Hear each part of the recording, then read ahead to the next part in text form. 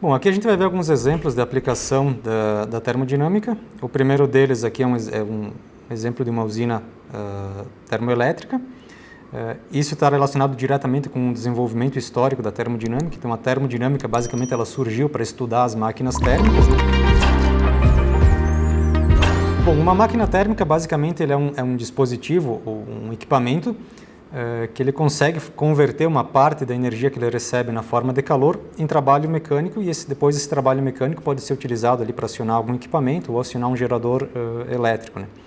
E o restante da energia que ele recebe na forma de calor e ele não consegue converter em trabalho, ele vai rejeitar para alguma outra fonte, né? O segundo exemplo aqui, então, é um exemplo de um sistema de refrigeração. Basicamente, um sistema de refrigeração é uma máquina térmica funcionando ao contrário. Então, a máquina térmica ela recebe energia na forma de calor de uma fonte a alta temperatura, converte uma parte desse calor em trabalho e rejeita o restante para uma fonte a baixa temperatura.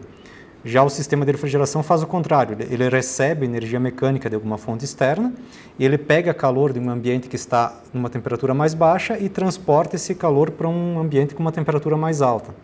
Bom, a gente pode fazer uma analogia de máquinas térmicas e sistemas de refrigeração com, por exemplo, turbinas hidráulicas e sistemas de bombeamento, bombas hidráulicas, por exemplo.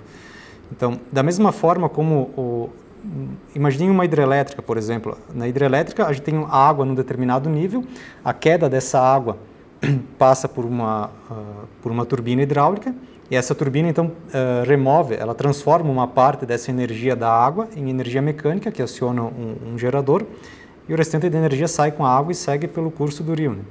Bom, e assim como a direção espontânea com que a água flui é sempre do nível mais alto para o nível mais baixo, o calor, ele também sempre flui.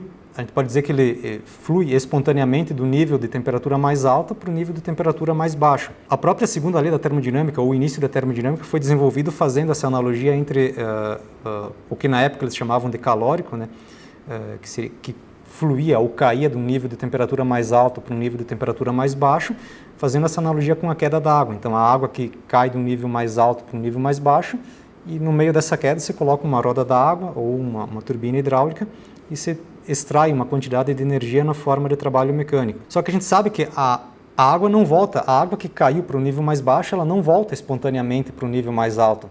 Para que a gente consiga pegar a água de um nível mais baixo e levar ela de volta para um nível mais alto, a gente precisa usar algum equipamento, que nesse caso é as bombas em geral, né? Então, a bomba, o que ela faz? Ela recebe energia de um motor elétrico, de algum outro motor, então ela recebe energia mecânica, e ela pega essa água que está num nível mais baixo e transporta ela de volta para um nível mais alto.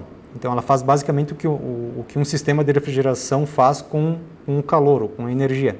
Então, ela pega a energia térmica, o calor de um nível de temperatura mais baixo e leva ela para um nível de temperatura mais alto, né?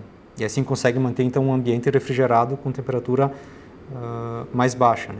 Outras aplicações bastante importantes ali da termodinâmica, então, ainda no contexto de máquinas térmicas, mas nesse caso, então, para a produção de energia mecânica, são os motores ali, a combustão interna.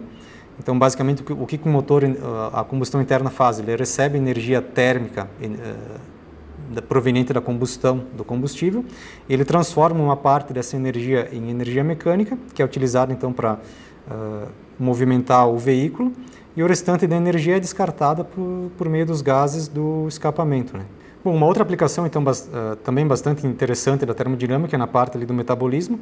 Então, os alimentos que a gente ingere, quando são digeridos, eles liberam energia dentro do nosso corpo, e essa energia é utilizada, então, para manter o metabolismo, para as atividades físicas que a gente realiza, né? Então, a gente também pode aplicar o balanço de energia no corpo humano, então quantificar a quantidade de energia que entra com os alimentos, o gasto de energia, ou a quantidade de energia que o corpo precisa para manter o metabolismo e realizar as atividades físicas, né? E ver se vai faltar ou sobrar alguma energia nesse processo, né? Bom, essa foi então uma introdução básica à termodinâmica. Espero que vocês tenham gostado. A gente se vê na próxima aula.